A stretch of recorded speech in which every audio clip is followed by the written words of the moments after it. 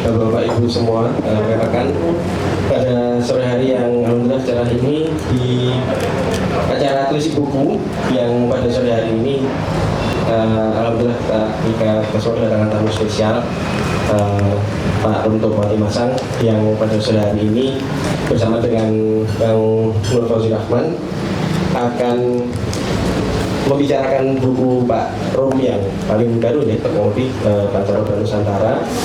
Sebelumnya perkenalkan, nama saya Andika Yopi, saya penggiat mayah simbol mayah Eropa Mafaza dan juga sekaligus pengelola perjamuan resto di sini. Saya mengucapkan terima kasih atas kehadiran Bapak Ibu dan teman-teman semua pada sore hari ini, sehingga teras kami pada sore hari ini cukup penuh. Kami belum lama buka beroperasi, baru sekitar awal tahun ini, dan ini menjadi event perdana di perjamuan dan tentu sangat spesial dengan kehadiran para senior-senior, para sesepuh kami. Sekali lagi saya ucapkan terima kasih atas ketersediaan Bapak Ibu semua pada sore hari ini. Mungkin tidak terlalu lama saya mengantarkan gitu ya sebelum kita masuk ke acara utama. Jadi pada sore hari ini saya kesempatan untuk memperkenalkan Bapak Ibu sekalian. Mungkin sudah pada tahu ya buku Pancaroba Nusantara karya dari Pak Rum. Cuman sore hari ini kita akan ditemani oleh Bang Nur Fauzi Rahman. Beliau seorang pengajar di Fakultas Psikologi di Universitas Pajajaran dan juga menulis pengantar pada buku ini, dan tentunya beliau yang akan banyak menceritakan dari perspektif kita sebagai pembaca tentang buku yang ditulis Pak Rum, dan nanti Pak Rum juga bisa memberikan pemaparan beliau yang mungkin juga akan memperkaya diskusi kita pada sore hari ini. Dan setelahnya semoga teman-teman Bapak Ibu sekalian juga bisa ikut berdiskusi, dan acara kita pada sore hari ini akan direkam secara full dan nanti akan kita terbitkan di kanal YouTube Hang Kultur yang juga menjadi bagian dari YouTube kami. Kalau sebelumnya Pak Toto sudah 2 kali bersama kami membahas buku beliau di sana. Nah, sekarang alhamdulillah kebetulan dapat kesempatan bersama Pak Rum, tentu ini sebuah kesempatan yang sangat istimewa. Jadi monggo kita nikmati sore ini yang cukup syahdu di Kaliorang Atas. Mungkin kalau Bapak Ibu ada yang ingin menikmati makanan khas Jawa Belanda dari perjamuan, monggo bisa langsung pesan di kasir. Hari ini kami ada diskon khusus untuk acara pada sore hari ini. Dan juga mungkin kalau agak sedikit sempit, nanti mungkin tamu-tamu ataupun rekan-rekan yang baru datang bisa langsung agak maju ke depan sedikit. Nanti kami juga akan tambah beberapa kursi di belakang. Mungkin tanpa saya perlu memperpanjang lagi, akan saya serahkan langsung kepada Bang Nur Fauzi untuk bisa langsung menyampaikan komentar tentang buku Pancaroba Nusantara ini. Silakan Bang Nur Fauzi. Terima kasih, selamat sore teman-teman yang hadir di area kesempatan istimewa ini. Buku yang hendak saya antar ini merupakan satu karya terbaru yang dipublikasi oleh Runto Patimasang dan Mahmudi. Yang keduanya ini sudah saya kenal lebih 25 tahun yang lalu. Jadi ini tuh orang suka bilang yang penting adalah apa yang dibicarakan, bukan orang yang membicarakan. Woi, di dalam kasus membicarakan buku ini, itu kalimat nggak berlaku itu. Jadi yang penting memang apa yang dibicarakan dan juga orang yang membicarakannya. Wah, iya. Buku ini adalah hasil penjelajahan. Saya pernah memfasilitasi suatu acara di Makassar dengan Parum Tempati Masa. Dia mendistribusikan 3 bab dari buku ini. Tentu pada waktu itu belum menjadi bab buku itu. Untuk menunjukkan contoh kepada pemuda-pemudi pada waktu itu, bagaimana perubahan masyarakat dan lingkungan yang berada pada lokasi-lokasi tempat Parum bekerja. Jadi kalau ada dalam satu perjalanan, maka ini buku adalah satu hasil tidak terkira. Jadi tadinya tidak diniatkan menjadi buku, tapi ini adalah esai-esai etnografis yang dimaksudkan untuk memberi petunjuk kepada para peserta latihan yang pada gilirannya mereka diharapkan menjadi organisator komunitas.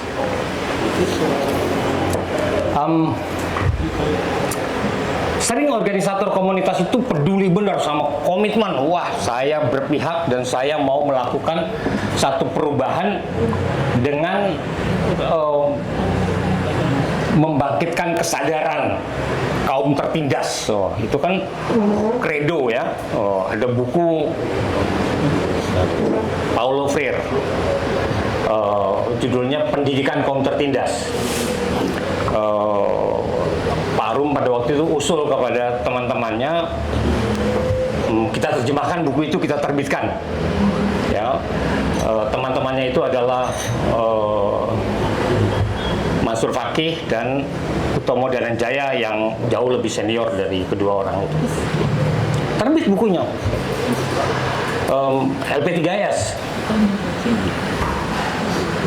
Buku itu buku yang kalau dicari, siapa 10 orang berpengaruh di dunia yang mengenai pendidikan.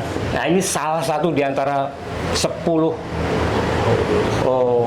orang yang paling berpengaruh di dunia di dalam soal pendidikan itu.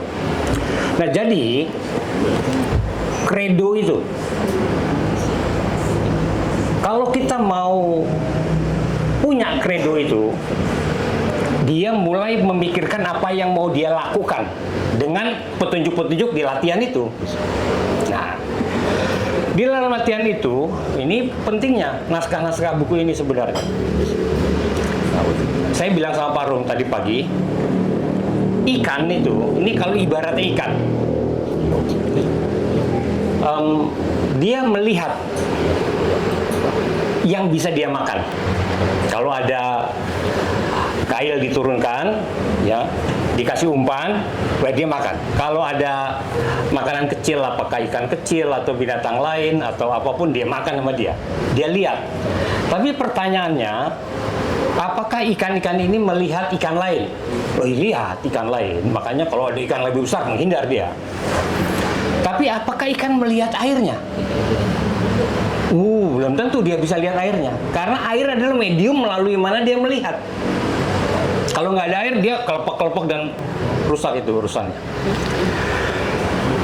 Pertanyaan berikutnya, apakah air itu melihat, apakah ikan itu melihat kolamnya?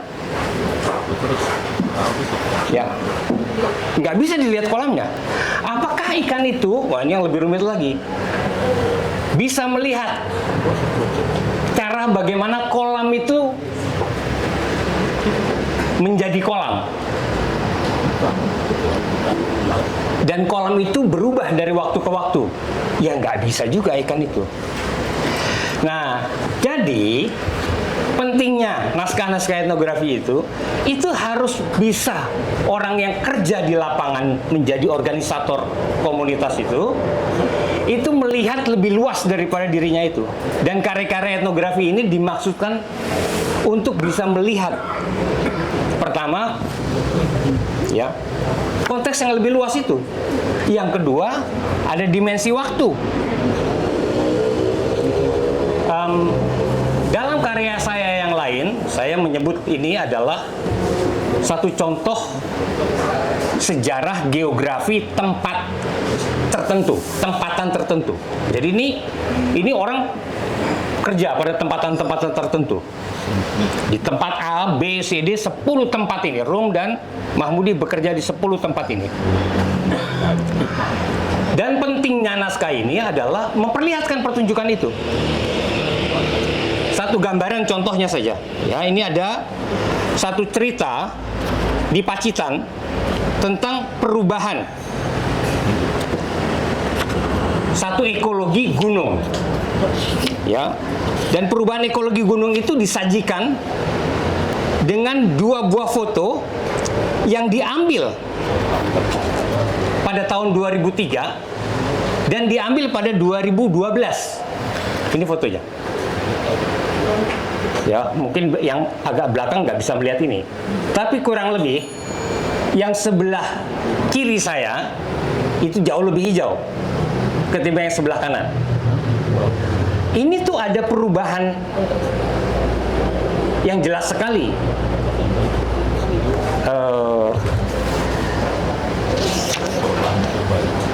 Bagaimana itu bisa dimungkinkan terjadi? Rupanya itu sebetulnya yang memungkinkan etnografi bekerja, menjelaskan bagaimana perubahan ini berlangsung.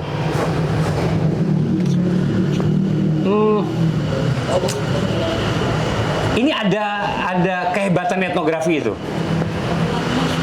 Saya menyebutkan ini sebagai teknik mengambil foto yang berulang dengan sudut pengambilan yang sama dan pada waktu yang berbeda terhadap objek yang sama. Ini metode etnografi penting, ya. Di dalam buku-buku disebut sebagai repeated fotografi, fotografi yang berulang. Etnografi itu mampu mempertunjukkan dalam perjalanan waktu. Jadi dimensi waktunya.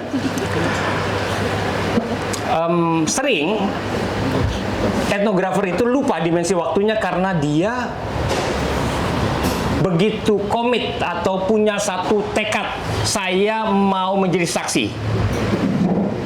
Ya, ini biasa disebut ethnographic moment. Saya mau bersaksi bahwa saya hadir di tempat itu.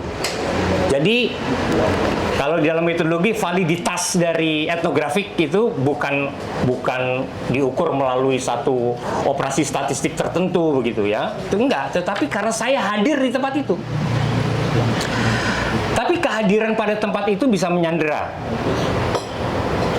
Karena dia tidak punya kalau dia tidak punya perspektif tentang bagaimana kemungkinan hal itu bisa berlangsung di tempat itu. Dan menarik sekali memang ya, ada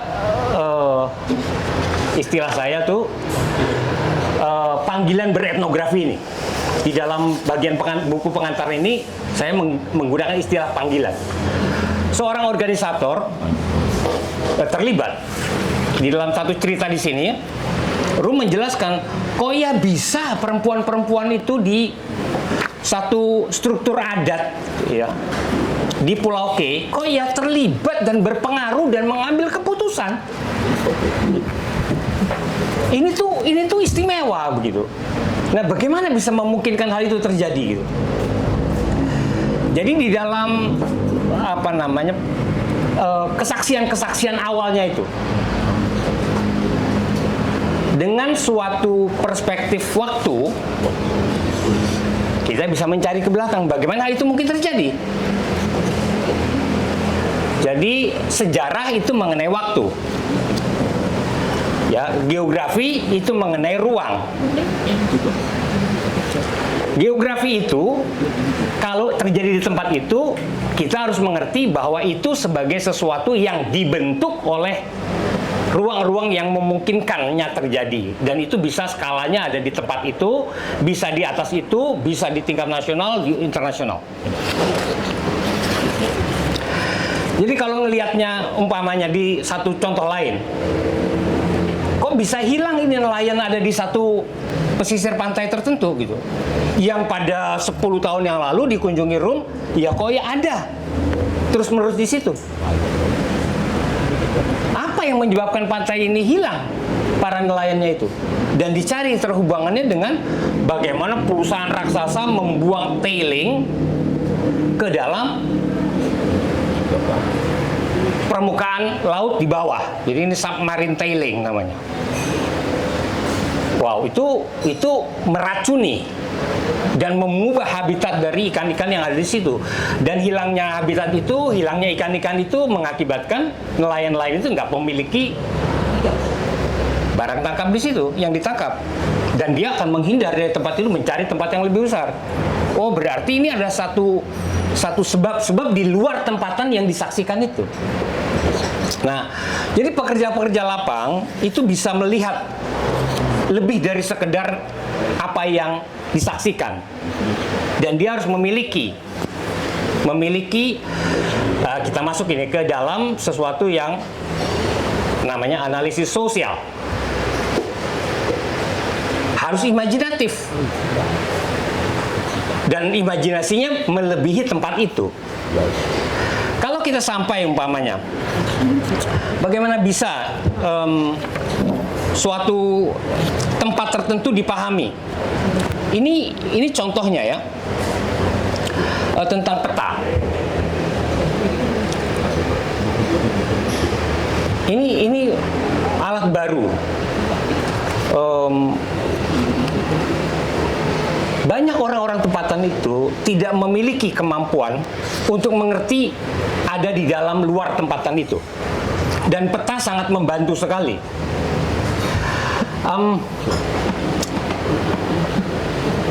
Ada alat untuk memahami dan membuat peta. Jadi transek gitu umpamanya, jalan di satu kampung tertentu, tempat tertentu, setelah itu buat peta sketsa. Suka ada kesulitan orang itu untuk beredar dengan cara seperti itu, karena nggak semua bisa dialami.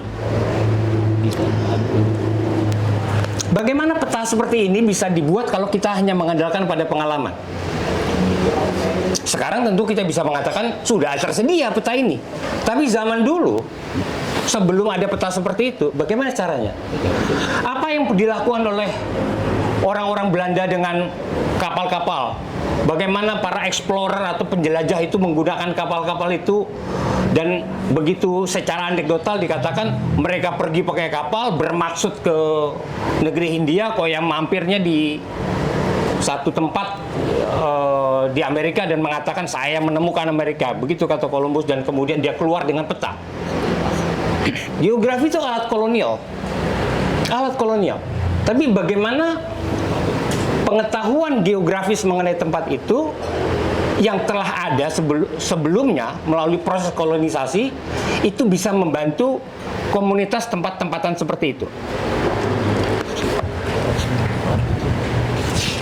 Jadi ini mau tidak mau kita memakai satu teknologi untuk menyajikan bagaimana berada di dalam konteks.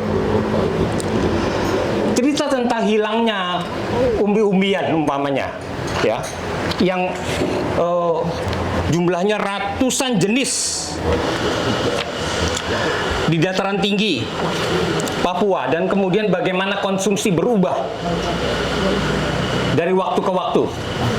Itu dilaporkan di dalam satu bab berjudul Menapak Jenjah Surga yang Hilang.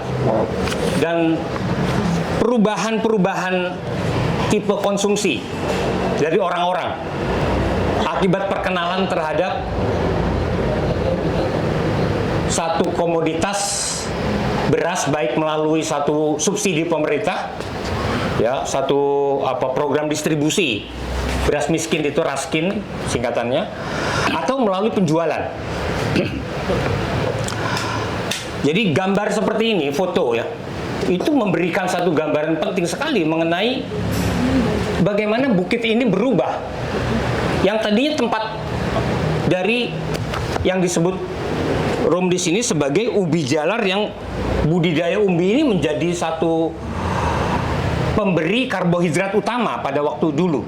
Tapi begitu terjadi perubahan yang besar, petugas-petugas pertanian pemerintah menciptakan satu intervensi di dalam perubahan-perubahan yang berarti di dalam agroekologi setempat itu. Nah, jadi mengerti apa yang terjadi berubah, itu ada proses mekanisme perubahannya yang berlangsung. Orang yang bekerja di lapangan seperti ini dapat diperlengkapi, ya, dan Pak Rum dan Pak Mahmudi menunjukkan contoh. Jadi bagi saya etnografi ini contoh. Kalau kita memiliki kemampuan dan sanggup menghasilkan begini laporan-laporan etnografis dari kerja pengorganisasian kita, ini ada suatu namanya penghargaan orang terhadap kerja kita lebih daripada kita sebagai organisator. Ini masuk ke dalam satu dunia yang ini namanya literasi. Saya sering menyebut begini kalimatnya: buku punya nyawa dan kakinya sendiri. Buku yang baik itu adalah ketika si penulisnya kaget karena pada satu ketika seseorang menemui dia bahwa dia telah membaca bukumu. Buku umurnya melebihi umur para penulisnya. Dan buku yang baik adalah buku yang masih dibaca ketika penulisnya sudah tutup usia.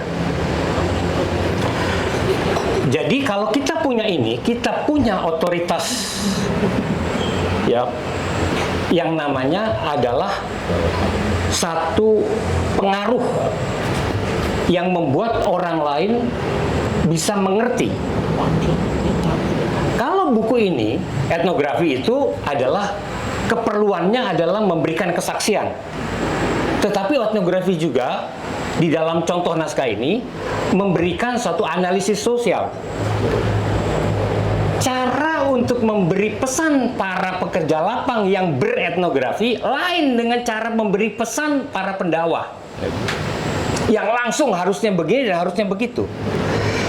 Atau para aktivis yang sering sekali, ya, tahu lebih banyak daripada masyarakatnya, menyatakan harusnya begini dan harusnya begitu.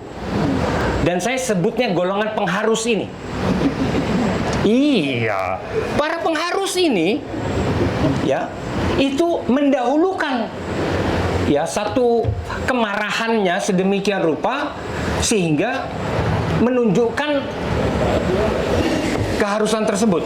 Ini berbeda dengan etnografer ini menceritakan apa yang terjadi sebagai sesuatu yang membantu orang melihat, oh begini akibatnya. Oh begini akibat yang tidak disangkanya. Oh ini akibat yang tidak diperkirakannya. Oh ini akibat yang memungkinkan untuk ada sesuatu kerjaan tambahan setelah akibatnya itu terbentuk. Jadi ini sudah masuk ke dalam satu proses dialog. Ya, jadi kerja-kerja dari, di sini saya kutip ya, kata-kata itu bekerja mempengaruhi dan memberikan inspirasi untuk aksi berikutnya. Jadi proses-proses yang disebut sebagai siklus belajar dari aksi, refleksi, kembali kepada aksi, itu tidak hanya di dalam kelas. Jadi kami sudah diskusi tadi pagi, ini adalah proses di dalam kehidupan itu sendiri. Buku yang hadir seperti ini akan memberikan inspirasi. Dan ingat, ini adalah, sekali lagi, tampilan buku dari naskah-naskah yang sebelumnya menjadi alat di dalam pelatihan atau fasilitasi untuk pendidikan para organisator lapangan. Tentu dengan model seperti ini, ketika seseorang menulis etnografik, yang pertama kali harus menjadi penikmat adalah tempat orang-orang mereka yang bekerja di tempat itu. Ya, ketika jadi buku ini tentu ini sudah jadi lebih luas. Tapi para pekerja lapang, dan ini yang sering saya sampaikan, teslah gitu, teslah tulisan etnografikmu kepada orang yang hadir di dalam cerita itu. Bagaimana kalau mereka sendiri tidak bisa membaca dan tulis? Ya, kita memiliki cara lain untuk menyampaikannya. Bisa kita bacakan, bisa kita pakai medium lain begitu. Kalau kita punya kelas, kita sajikan kepada kelas itu. Ya, kita punya cara fragmennya, bisa dimediakan di dalam film, bisa dimediakan di dalam satu drama atau cara-cara tempuh yang lain. Tetapi itu etik yang berbeda dengan etik yang disebutkan biasanya sebagai cara mengekstraksi atau mengambil pengetahuan dan kemudian diedarkan di tempat yang lain. Dan banyak dunia akademik, ya, dunia konsultansi, dunia ilmu-ilmu, pengembangan ilmu itu berkembang dengan cara ekstraktif, ya, seperti itu. Sekarang banyak sekali kritik, ya, terhadap cara begitu yang namanya dekolonisasi pengetahuan. Pengetahuan itu ketika sudah jadi teori kok ya kemudian menjadi sesuatu yang dihafal-hafal gitu ya. Begitu kita sedah di dalam dunia sekolahan, maka pekerjaan yang pertama diuji gitu ya, apakah seseorang itu fasih ya berteori atau tidak gitu. Maksudnya adalah, oke, kamu tuh punya hipotesa itu diturunkan dari teori yang mana, kemudian kamu disuruh bikin alat ukur, dan alat ukur itu kemudian menjadi suatu pengambilan data. Begitu data itu selesai dikumpulkan dengan alat tertentu, kamu harus balikan kepada apakah hipotesa kamu diterima atau ditolak gitu. Dan ini semua menjustifikasi teori. Loh, bagaimana kemudian masyarakatnya itu hidup gitu? Ya itu kan reputasi akademik di dunia perguruan tinggi, dan model ekstraktif begini tidak berlaku sebenarnya untuk buku ini.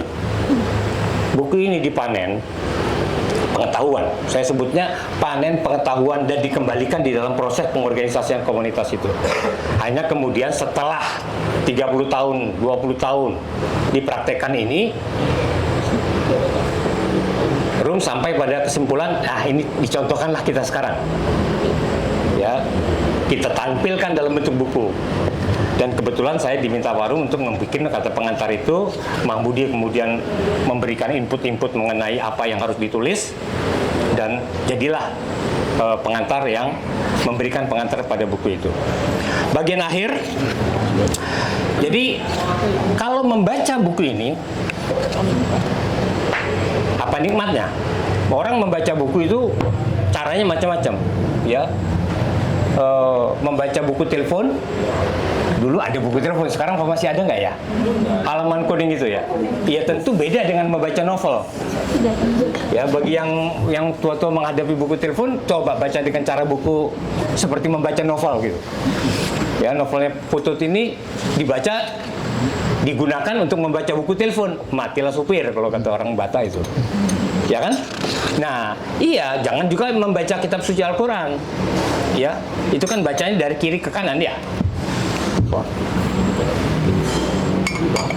Itu kalau alfabet ini kiri ke kanan. Tapi kalau baca itu kan dari kanan ke kiri. Jadi tiap buku memiliki cara membacanya sendiri. Nah, membaca buku ini, usul saya, baca pengantarnya dulu. Setelah itu pilih yang disuka babnya. Karena bab 1 dan bab 2 itu lain. Bab 10 lain. Jadi itu memiliki keleluasan untuk mendapatkan kenikmatan mana yang mau kita raih. Dalam menghadirkan buku ini, ada pesannya. Ada pesannya. Karena ini etnografi.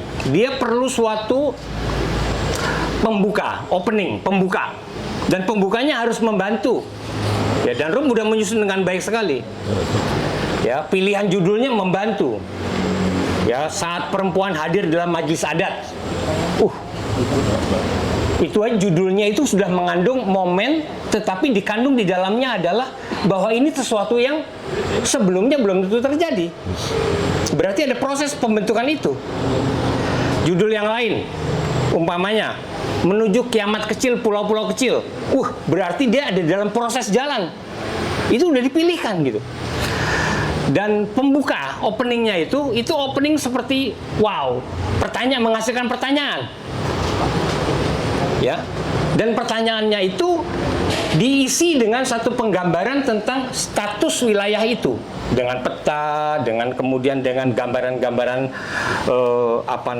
uraian statistik ya mengenai jumlah ya. Dan ini sampai kepada penjelasan cerita bagaimana hal itu bisa terjadi. Bahkan ada dulu ya 25-30 tahun yang lalu ada buku judulnya fotonovela. Untuk menjelaskan prosesnya itu ya bisa dijelaskan pakai foto berurutan dari waktu ke waktu. Jadi buku ini juga visual, ada bagian visualnya untuk menyajikan bagaimana contoh-contoh momen tertentu maupun proses bagaimana itu mungkin terjadi. Ada pesan di tiap bab yang dipilih. Ada pesan, dan pesannya itu kurang lebih ya dari 10 bab di sini ada 2 menuju proses yang lebih baik. Ada 8 yang menunjukkan kerusakan sosial ekologi di masyarakat dan di lingkungan ini. Pertanyaan saya tuh, mengapa yang 2 bisa lebih baik? Mengapa yang 8 itu bisa hancur lebur? Dan itu kunci pesannya, itu gara-gara ada pengorganisasian yang dilakukan di dalam tempatan itu dengan mempertimbangkan kekhususan ekologi dari tempatan itu. Itulah kalimat akhir dari pengantar saya. Terima kasih. Dan juga hal yang menarik bagaimana Pak Arum bisa memotret fenomena yang terjadi atas perubahan-perubahan di masyarakat. Nah, mungkin Pak Arum sekarang bisa memberikan juga tambahan-tambahan kira-kira apa yang bisa menjadi poin-poin menarik dari karya Pak Arum yang ini, terutama terkait dengan perubahan-perubahan yang ada di masyarakat ada. Pak, silahkan. Oke, Assalamualaikum warahmatullahi wabarakatuh. Selamat sore, salam sejahtera semuanya. Saya nggak mau cerita isi buku, karena itu udah banyak ikupas oleh Oji. Saya mau cerita gimana buku itu jadi begitu gitu. Sebenarnya seperti yang saya sebut di pengantar itu, saya dengan Mahmud itu punya ratusan catatan lapangan gitu. Punya ribuan foto yang saya rekam di semua tempat gitu. Bahkan juga video. Nah, sayangnya rekaman video saya hancur semua karena masih pakai jadul lah gitu, masih pakai pita SHV dulu. Zaman dulu jamuran semua, nggak ada biaya untuk merawatnya gitu. Kecuali beberapa tinggalan ada sedikit-sedikit yang sudah pernah diedit jadi tramen kecil, esai visual pendek-pendek 5 menit. Dulu semua itu kami buat itu dengan satu tujuan saja sebenarnya, itu alat pendidikan, media pendidikan. Kami mengorganisir komunitas-komunitas lokal di banyak tempat. Itu sering membutuhkan banyak bahan untuk menjelaskan kepada mereka tentang keadaan yang mereka hadapi dan bagaimana mereka menanggapinya gitu. Karena kadang-kala begini, orang-orang tempatan itu karena mereka tinggal di tempat itu berpuluh-puluh tahun, menganggap semua yang ada di sekitarnya biasa-biasa aja, nggak ada persoalan gitu. Tapi kalau kita berikan orang luar melihat itu kaget sendiri, mereka begitu tau gitu. Misalnya, ini contoh misalnya ya, karena saya kerja lama di pelosok pulau di Maluku itu, dan orang Malukunya orang musikal ya, apa saja bisa dinyanyikan gitu. Lagi di toilet aja sambil marah bisa nyanyi mereka gitu. Dan nyanyinya tentang apa yang sedang berlangsung dalam dirinya gitu. Itu sangat musikal. Nah, saya mengetahui itu, lalu saya waktu itu misalnya sering membuat video-video yang seperti karaoke, kasih gambar-gambar kampung-kampung mereka, rumah mereka, terus dikasih teks lagu-lagu rakyat yang mereka sering nyanyikan itu. Ya mereka senang, mereka putar rame-rame di video player zaman jadul itu, mereka nonton gitu seperti mengikuti teksnya, nyanyi rame-rame gitu. Tapi selalu banyak komentar yang menarik di akhir setelah nyanyi-nyanyi itu. Misalnya mereka bilang, kampung kita kok cantik ya gitu. Bayangin tuh, orang yang puluhan tahun sejak lahir di tempat itu baru sadar bahwa tempat itu cantik setelah orang luar memperlihatkan dia. Itu buat saya, wah ini sesuatu gitu.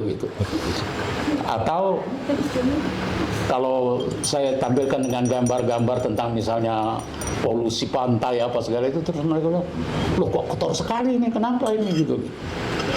Loh kok baru sadar sekarang setelah orang luar memperlihatkan gambarnya, kenapa nggak mereka sadar sehari-hari melihat itu gitu. Nah itu buat saya dan teman-teman itu bahan pendidikan sebenarnya. Nah, ketika mereka menyatakan statement seperti itu, ada pernyataan, wah kampung kita bagus ya, cantik ya, atau kampung kita kok jadi begini gitu, nah itu titik awal saya dan teman-teman untuk mulai yang namanya proses dialog, mengajak mereka untuk berdialog. Ya kenapa begitu? Gitu. Emang dulu kayak apa sih? Gitu. Dulu cerita bapakmu gimana? Cerita nenekmu gimana gitu? Nah itu ya itu yang disebut oleh Oji tadi, itu kerangka proses pendidikan ala Freire lah gitu. Dan itu yang kami semua yang bahan-bahan itu kita kumpulkan untuk tidak ada pikiran sejak awal, dari awal untuk misalnya jadi buku, jadi film, tidak ada, itu untuk bahan pendidikan aja gitu. Lama-lama belakangan ini baru kepikir, oh iya ini penting juga diketahui orang luar ini. Karena kenapa? Karena beberapa tahun kemudian ya saya dengan Pak Mahmudi, beberapa teman lain itu sering diminta oleh banyak aktivis-aktivis lokal gitu, NGO lokal ya, yang baru muncul, yang lokal bukan yang besar-besar gitu. Itu melatihkan metodologi itu gitu. Metodologi bagaimana metodologi menulis catatan lapangan, bagaimana tekniknya melakukan pengamatan tanpa banyak ngomong gitu. Bagaimana caranya memahami pikiran orang tanpa nanya gitu. Itu teknik-teknik dasar yang kami gunakan gitu. Nah, karena makin banyak yang meminta itu, lama-lama kami pikir ya ini bahan-bahan ini harus dikodifikasi nih. Kalau tidak, kita susah memberi contohnya gitu. Jadi kita kodifikasi lah, jadi video-video singkat, jadi esai-esai visual, jadi tulisan, jadi buku, jadi peta gitu.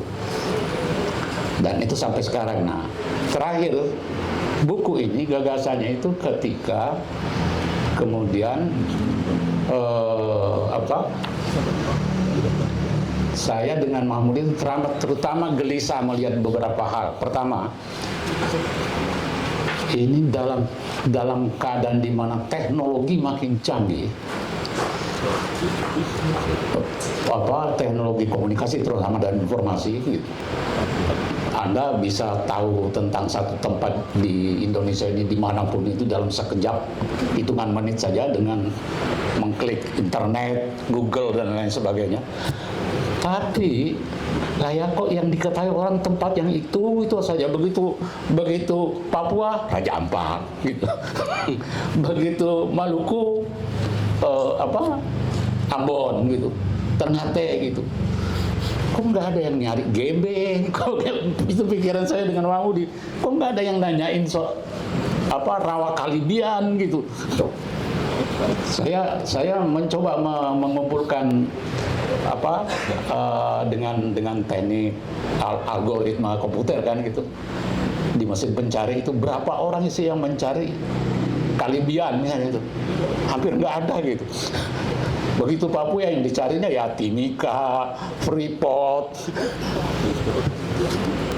Nah sehingga wah ini jangan-jangan orang Indonesia ini makin lama makin nggak ngerti negerinya ini gitu. Dan itu terbukti misalnya dalam beberapa diskusi dengan aktivis NGO, dan ini aktivis bukan aktivis sembarangan, artinya aktivis kelas dunia lah, suka melanglang buana di dunia tingkat nasional segala macam gitu. Ketika diskusi tentang blok Masela, ada yang tahu? itu blok terbaru, kemungkinan cadangan cadangan gas alam salah satu yang terbesar di Indonesia setelah Teluk Bintuni, letaknya di sekeliling Kepulauan Tanimbar di Kei. Yang saya kaget ketika di Jakarta diskusi begitu, anak-anak aktivis lingkungan nasional ini saya tanya, Anda tahu nggak di mana Masela itu? Nggak ada yang ngerti. Terus ngapain kalian dari tadi diskusi tentang Blok Masela kalau tempatnya aja nggak tahu gitu? Itu pikiran saya itu gitu. Wah, ini ada sesuatu yang harus dibenahi ini menurut saya. Akhirnya ya kami pilihlah dari ratusan itu, kami sengaja memilih tempat-tempat 10 tempat itu 10 tempat yang jarang diketahui orang gitu. Kampanye teman-teman dari misalnya jaringan aksi tambang Jatam menentang pertambangan di Halmahera Utara itu selalu agregatif, Halmahera Utara, Halmahera Utara. Halmahera Utara itu luas, terlalu luas. Dan kalau Anda tidak menyebut spesifik tempatnya, orang pikir seluruh Halmahera Utara ya rusak gitu, atau tidak terganggu gitu. Harus disebutkan. Nah, saya misalnya di buku itu dengan Mahmudi memilih Teluk Kao karena itu representasi dari bagaimana rusaknya ekologi di sana oleh usaha pertambangan. Dan kebetulan pada waktu terakhir saya lewat di sana 2014, itu saya dikagetkan oleh itu gitu. Hampir seharian saya duduk di situ dengan teman saya gitu. Sambung lagi besoknya itu. Kok kemana ini perahu-perahu nelayan ini? Kok sudah nggak ada di teluk ini gitu. Dan itu kayak danau luas lebar, nggak ada perahu satu biji pun tuh. Itu buat saya seperti satu lukisan surrealis gitu. Dan dari situlah pertanyaan, kenapa, sejak kapan terjadi? Karena 14 tahun sebelumnya saya pernah tinggal di daerah itu sekitar 6 bulan, 9 bulan gitu. Saya tahu betul itu daerah yang sangat makmur oleh nelayan-nelayan yang tersuplai oleh terutama ikan teri, makanya di sana terkenal sekali teri Kao. Itu kalau Anda ke Sulawesi Utara, Sulawesi Tengah, Halmahera Utara, orang bilang teri Kao, itu kira-kira kalau orang Jawa, orang Sumatera bilang teri Medan, itu sama itu terkenalnya itu. Ya? Teri nasi. Teri nasi ya. Tapi itu hilang semua gitu. Nah gitu ya, gagasan awalnya yang ingin saya katakan mengapa kami jadikan ini buku gitu. Ada banyak sebenarnya. Waktu kami mencoba mengkompilasikan yang menjadi sebuah buku itu ada sekitar 38, bukan 10, 38 gitu. Tapi lama-lama kita pikir wah ketebalan. Siapa yang mau baca, terlalu tebal gitu. Satu. Kedua, ada beberapa tempat yang kayaknya ini bukan pedalaman lagi. Saya bilang kepada Mahmudi, misalnya ya ada satu tempat di pinggiran kota Cirebon dikelola oleh teman-teman kami sejak 6 tahun yang lalu. Itu daerah gersang yang tidak ada orang mau ke sana. Bahkan orang kampung setempat menyatakan ini daerah jin buang anak gitu. Oleh teman-teman kami itu anak-anak kampung di situ dimotori oleh 2 teman kami dari UIN Cirebon. Itu lama-lama itu jadi pusat pengembangan masyarakat di sana. Itu satu desa namanya Karangdowo di tepi danau itu satu desa yang paling kumuh di seluruh Kabupaten Cirebon gitu. Bahkan ketika kami tanya orang tua-tua di sana itu, ini kok kenapa daerah ini kumuh sekali, seperti tempat pembuangan sampah aja gitu. Seperti TPA aja untuk kota gitu. Ya itulah, mungkin nggak tahu itu Pak, tapi sejak ada namanya Kelurahan Karangdowo itu nggak pernah ada orang satupun pejabat kabupaten mendatangi tempat itu. Padahal itu ada situ di sana ya, apa namanya? Danau apa namanya? Lupa saya. Situ Patok. Situ Patok. Dari situ Patok itu sumber air yang yang luar biasa gitu untuk daerah karena itu daerah karang-karang karst yang sangat kering. Nah, Setupato itu sumber suplainya, dan itu sudah disadari pemerintah Belanda sejak tahun 1938. Ada, saya bongkar arsip kolonialnya, ketemu gitu, gambar-gambarnya dan lain sebagainya gitu. Lah kok sekarang jadi begini, kenapa ini? Anak-anak tidak sekolah, putus sekolah, banyak orang menganggur gitu. Nah, sekarang setelah 6 tahun itu jadi tempat hijau, sangat hijau. Hampir tidak ada lembaga donor itu 1 sen pun, itu semua dikerjakan oleh teman-teman itu sendiri gitu. Nah, itu perubahan ekologi yang luar biasa menurut saya gitu.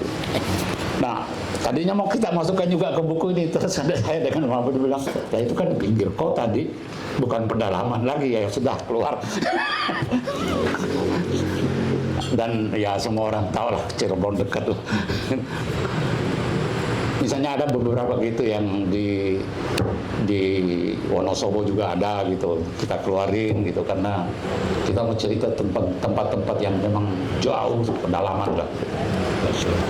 Itu pertimbangannya kemudian jadi 10 tulisan. Lalu ketika kemudian kita lihat dari 10 tulisan ini, oh ini nadanya muram semua nih. Berubah jadi buruk semua ini keadaan gitu. Cari yang agak lebih baik dong gitu, supaya orang berpikir jangan-jangan begitu mengatakan perubahan, jangan selalu berpikir perubahan ke arah yang buruk, tapi ada juga perubahan yang ke arah yang lebih baik gitu. Ketemu 2 kasus terakhir itu, kasus di Kei itu dan yang di Pacitan gitu. Sekali waktu ada teman yang nanya gitu, kok kenapa lebih banyak yang buruk daripada yang lebih baik gitu? 8 yang buruk, cuma 2 yang lebih baik. Saya bilang lah itu mungkin representasi kenyataan. Memang banyak yang lebih buruk dibanding yang lebih baik gitu. Dan itu sulit mencarinya.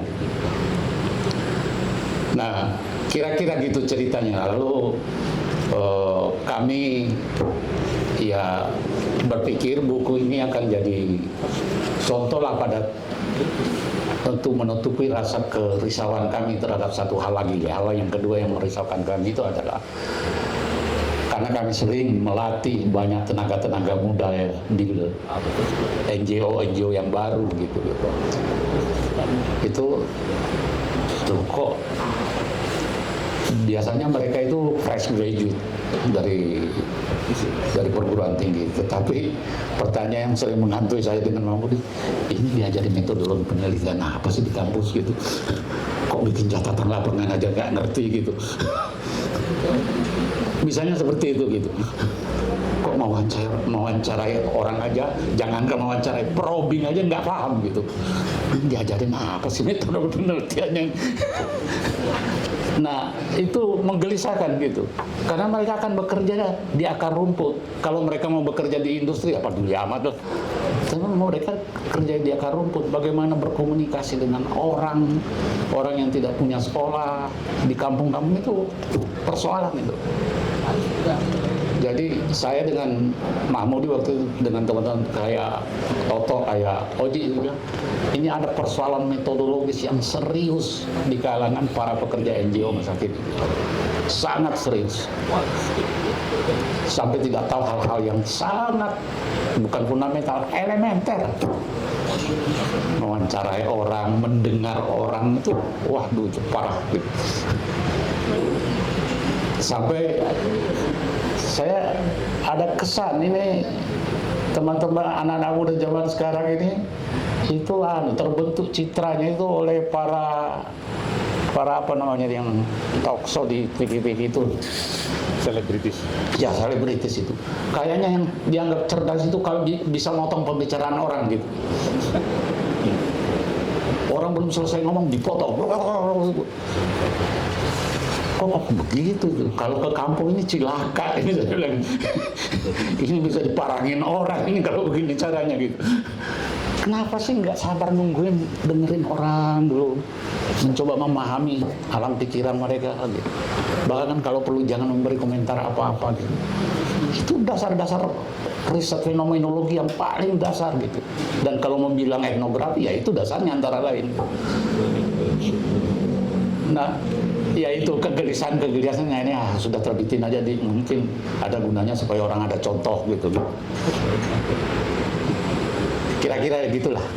Jadi ceritanya kemudian jadi buku ini. Kami menyiapkan misalnya lagi beberapa tulisan-tulisan, catatan-catatan lapangan kami dengan tema yang lain. Tapi misalnya salah satu tema yang baru tadi malam saya bicarakan dengan teman-teman itu adalah pertanyaan yang agak krusial begini. Setelah 40 tahun banyak NGO di Indonesia melakukan yang namanya pengembangan ekonomi kerakyatan, itu mengapa hampir 90% gagal? Kok nggak ada yang beres-beres gitu? Itu di mana gitu? Nah, ada beberapa lah pemikiran-pemikiran yang kami dapatkan dari catatan lapangan dan kami menyiapkan menjadi buku baru. Bukan untuk menunjukkan kami tahu, tapi untuk memberi contoh bahwa ini mungkin persoalannya. Misalnya salah satu contoh saja. Dari hampir semua proyek-proyek pengembangan ekonomi kerakyatan yang dilakukan oleh NGO selama 30 tahun ini, ada satu kata yang menjadi benang merah semuanya. Namanya income generating. Peningkatan pendapatan. Lalu saya berpikir dengan saudara Mahmud itu, waduh, jangan-jangan ini persoalannya. Semua orang berpikir mengembangkan ekonomi itu adalah meningkatkan pendapatan. Kenapa orang tidak berpikir tentang mengerem belanja gitu? Loh kok seberapapun peningkatan ditingkatkan terus kok belanjanya juga bertambah, ya nggak ada gunanya gitu. Nah, kemudian saya dengan Mahmudi coba diskusi dengan bacaan-bacaan kami kaitkan misalnya dengan teori-teori baku tentang supply side economics dan lain-lain gitu. Itu agak masuk akal gitu. Kami punya data belanja rumah tangga pedesaan Indonesia sekitar 200 desa dan itu semua memperlihatkan tren yang sama. Belanja lebih besar daripada pendapatan, terutama belanja untuk pangan dan energi. Nah, cerita-cerita di balik itu tentang bagaimana ibu-ibu rumah tangga mensiasatinya, bagaimana keadaan berubah di satu desa, lanskap desa misalnya berubah, ekologi desa berubah gara-gara belanja itu banyak sekali detailnya gitu, dan itu bisa jadi catatan-catatan etnografi lagi. Kira-kira gitulah tambahan saya. Terima kasih. Juga catatan menarik tadi ketika Pak Rum menggarisbawahi keresahan beliau mengapa kemudian menulis buku ini, yang mungkin juga saya tangkap adalah bagaimana ketidaktahuan ataupun keterputusan kita dengan alam sekitar, sehingga apa-apa yang kita tidak lagi mengenali, bahkan bagaimana kemudian pertumbuhan sebuah masyarakat ataupun kota ataupun komunal itu betul-betul menegasikan apa yang menjadi istilahnya origin ataupun sesuatu yang khas di situ, sehingga kita tidak lagi tahu apa yang menjadi kekayaan kita di situ ataupun bahkan ancaman dan sebagainya kita ketahui, sehingga atas dasar pertumbuhan ekonomi ataupun pertumbuhan pendapatan tadi segalanya dinegasikan. Dan juga sebuah kontradiksi ketika teknologi sudah berkembang sedemikian canggihnya, kita malah semakin tidak tahu apa yang ada di sekitar kita. Mungkin kita bisa mengetahui apa yang ada di luar benua dan lain sebagainya, namun ketika kita ditanya apa yang ada di depan mata kita, sudah betul-betul buta akan itu. Dan mungkin salah satu juga yang memaksakan adalah generasi penerus yang sebetulnya mereka mungkin 24 jam disukapi oleh hal-hal yang sangat mencerabut karakternya, bahkan mungkin sebagai seorang manusia atau seorang Jawa atau orang Indonesia begitu. Kita akan masuk ke sesi tanya jawab bagi bapak-bapak, ibu-ibu, rekan-rekan yang mungkin sudah menyimpan pertanyaan ataupun ada komentar ataupun misalnya sudah membaca buku ini dan ada hal yang disampaikan, monggo nanti saya bantu untuk mendistribusikan mikrofon. Nanti mungkin cukup angkat tangan saja, nanti saya bisa mengambil. Pertanyaan pertama dari saya dulu. Jadi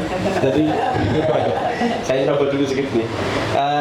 Jadi berkaitan dengan keresahan Pak Rum dan juga mungkin saya sebagai generasi muda yang sebetulnya secara pendidikan pun merasakan apa yang saya alami dari kecil hingga besar, betul-betul tidak pernah ataupun sangat minim sekali mendapatkan pengetahuan tentang hal-hal yang ada di sekitar saya begitu. Mungkin iya pengetahuan umum tentang tanaman khas di Jogja apa, kemudian tanaman khas Indonesia apa dan sebagainya. Namun secara visual atau kasat mata itu tidak atau mungkin sangat susah saya temui begitu. Ya mungkin kalau dari Pak Rum sendiri dengan pengalamannya di NGO dan juga grassroots, metode apa yang sebetulnya mungkin lebih pas untuk mengenalkan ataupun cara-cara mengenalkan lagi alam sekitar ataupun apapun yang menjadi sekeliling kita kepada generasi yang lebih muda yang sekarang mungkin cara menerima informasi ataupun mengunyah informasinya sudah sangat berbeda dengan generasi-generasi sebelumnya. Belum lagi generasi sekarang juga sangat sangat mudah tertarik dengan namanya kemasan. Begitu kemasannya tidak menarik, apapun kontennya mungkin ditinggalkan gitu. Nah itu kalau bagi saya kadang menjadi tantangan sendiri ketika misalnya saya ingin mengerjakan sesuatu kepada adik saya tidak bisa memberikan karena tidak ada di depan mata saya gitu. Misalnya saya ingin menceritakan katakanlah makanan ini berasal dari ini begitu. Tapi secara visual saya tidak bisa tunjukkan. Mungkin dari Google iya.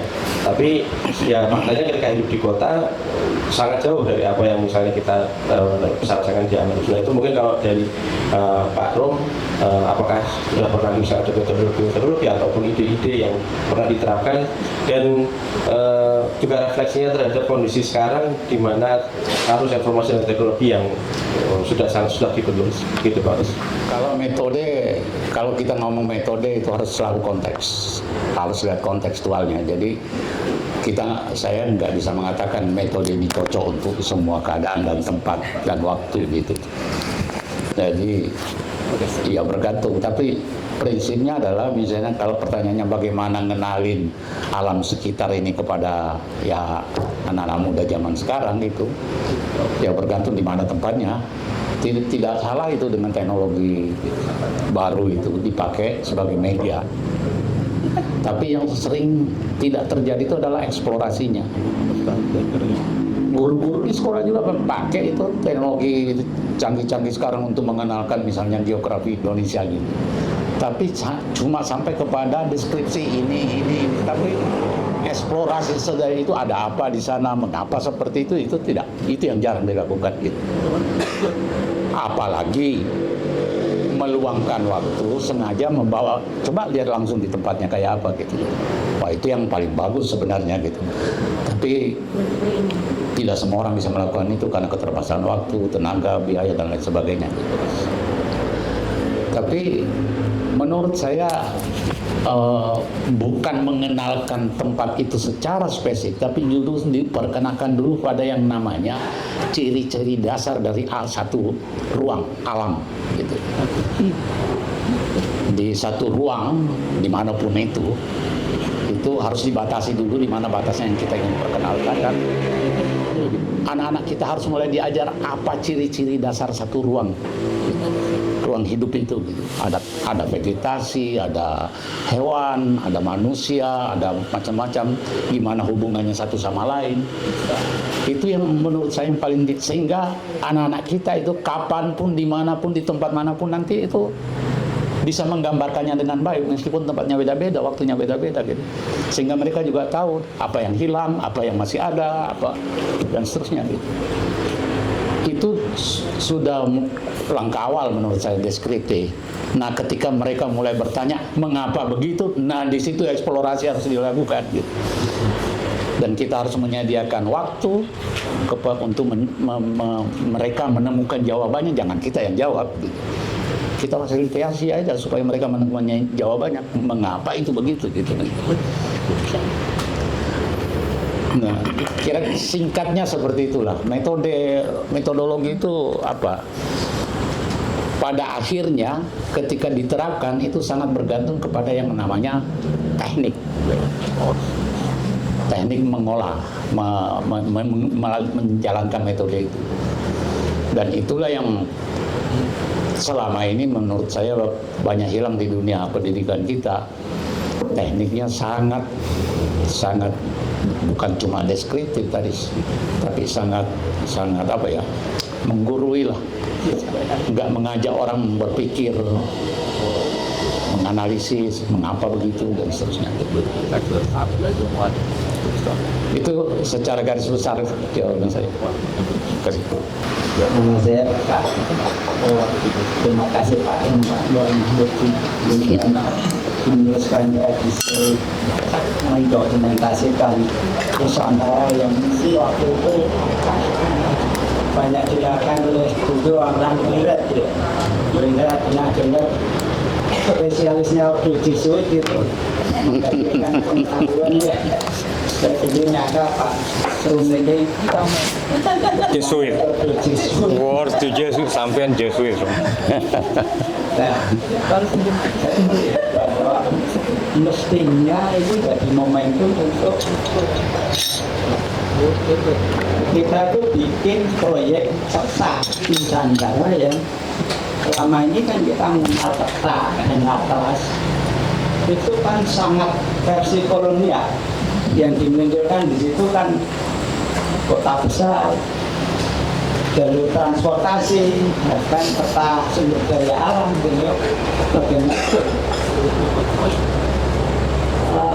memang diciptakan untuk mengeksploitasi Nusantara. Yang dilakukan Pak Ring dan juga teman-teman lain kan layaknya ingin mereproduksi sebuah hal yang komunitas paling kecil, daerah terpelosok itu juga memiliki hak yang sama untuk hadir dalam narasi peta masing-masing. Juga lihat kalau ini jadi silakan kan menarik karena mungkin tidak masalah metodologi tapi spiritnya itu kan bisa dimunculkan. Iya enggak. Besok pemilihan orang berarti yang memang ilmu kolonial apa membuat peta itu kan. Nah yang pertanyaan kedua,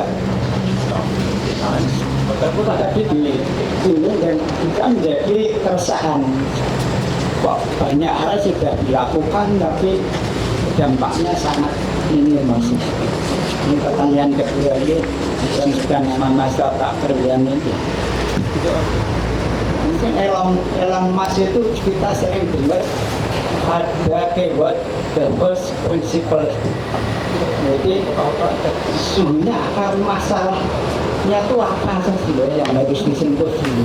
Kalau bangunannya Pak Dodi, prasyarat utamanya itu apa? Jadi saya ingat pernah diskusi itu kita sering banyak menanam bibit-bibit tapi di area yang tiap tahun kebanjiran. Jadi ya pada musim kemarau dia tumbuh jadi tanaman yang normal, tapi saat musim hujan dia dilanda banjir ya. Itu pernah saya ingat ada diskusi kenapa kemandirian masyarakat kita, kemandirian keuangan itu jadi makin merosot.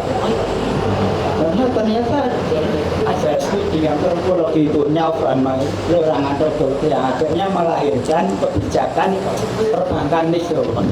Dan dalam lembaga simpan pinjam uang bantuan rakyat yang di tiap komunitas di tiap ada fiturnya itu yang semua diganti oleh BPR, BRI yang mulai itu. Ya itu memang dengan sekali manuver itu memang habis semua kemandirian itu. Kita nggak sadari itu salah satu game. Terima kasih. Terima kasih atas forum yang luar biasa sore hari ini. Pertama nama saya Kubur. Saya aktivis pegiat yang Mabes Eropa tapi juga peneliti di Stasiun Kebiasaan dari kawasan UGM. Mas aku pengen lihat Pak Rum dan lihat Oji. Pertama-tama ini Pak Rum saya pengen mengapresiasi tapi saya punya pertanyaan karena buku ini punya struktur yang agak aneh. Ada bagian pertama yang terdiri dari 8 bab, terus ada bagian kedua yang cuma terdiri dari dua bab. Saya curiganya itu saya ngobrol dengan editornya tadi dan di menerbit Insis Press, terus kira-kira mungkin hipotesis saya agak ada benarnya sedikit, tapi saya ingin konfirmasi ke Pak Rum. Apakah fund ini menunjukkan bagaimana kita sedang menghadapi, kalau dalam istilahnya Bang Oji, master plan percepatan perusahaan ekologi Indonesia. Dan kita masih punya dua harapan, tapi dua harapan ini sangat minim sekali. Tapi pertanyaan saya, bagaimana cara kita memegang dan masih teguh pada harapan yang sangat sedikit itu? Karena saya melihat beberapa riset yang dilakukan Pak Rum sebenarnya sudah agak lama ya kayaknya, tapi dia nggak lekang oleh waktu. Apakah pertanyaan kedua saya, sebenarnya kita nggak beranjak kemana-mana Pak Rum? Atau memang kondisinya jauh lebih parah? Untuk Bang Oji saya tanya itu aja, karena pengantarnya Bang Oji itu jauh lebih rumit daripada isi-isi kopinya. Nanti bisa dijelaskan, tapi saya nemu satu paragraf yang unik sekali. Jadi Bang Oji itu nulis satu subbab di pengantarnya itu judulnya icip-icip etnografi. Oh, kalau yang nulis Pak Rum kayaknya bukan icip-icip Pak ini Pak.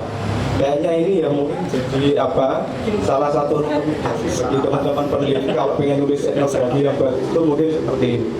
Saya membantu marketingnya ISIS, ini sangat recommended untuk siapapun. Terus satu lagi, ada satu lagi buku sebenarnya yang itu benar-benar dari Pak Rum, itu tentang foto itu ada. Lewat jendela kecil, saya beli itu juga Pak Rum.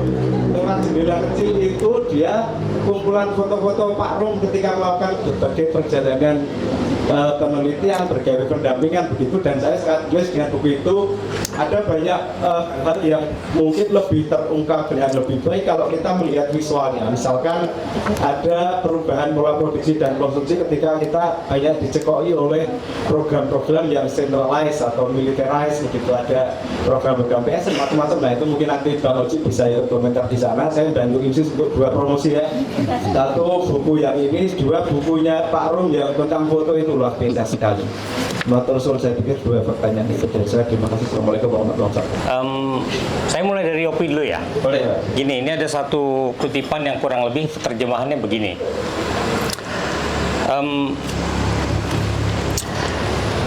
Ketika kondisi-kondisi produksi itu sudah memadai, maka semua kehidupan itu kemudian menjadi tontonan.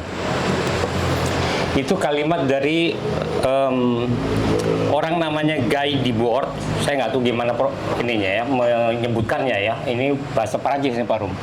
Orang Perancis ini yang menulis tahun 1967 ya, yang diterjemahkan kemudian terbit di dalam bahasa Inggris, judulnya The Society of Spectacle. Jadi zaman sekarang ini ya Yopi ya, itu segala sesuatu itu jadi tontonan. Dan ini tahun 67, masa ketika Debord pertama kali ketemu TV. Ya ingat TV-TV-nya tuh masih berdiri begitu, yang pakai kaki dan kemudian masih hitam putih gitu. Tapi ini memang sesuatu jenis yang nggak ditemukan gitu pada babak sejarah sebelumnya. Ya dulu suara yang mewakili, pertama-tama dengan radio, lalu ada gambar bergerak. Ya teater udah lama, teater tua sekali.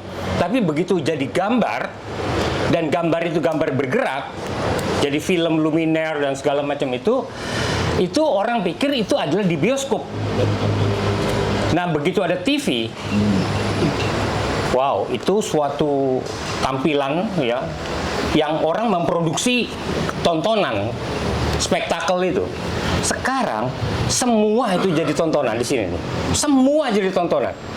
Dan ini adalah satu zaman di mana teknologi telah membantu sampai pada kondisi produksi yang memadai, segala sesuatu jadi tontonan. Nah, kesulitannya begini masalahnya ya. Masalahnya orang seperti Pak Rum ini saya ketahui penjelajah Nusantara.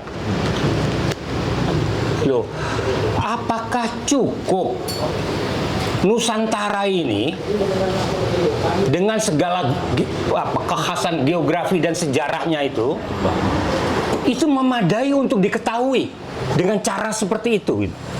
Jadi kalau Pak Rum mengatakan ini sebenarnya satu contoh, kita tuh memerlukan satu metodologi baru untuk suatu tanah air yang namanya Nusantara, yang nggak bisa kita tuh wakili dengan cara produksi pengetahuan yang ada sekarang ini.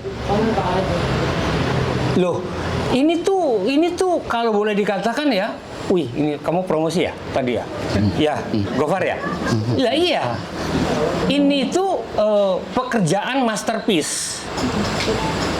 Ya, tour de force itu kalau di dalam ini menunjukkan kehebatan.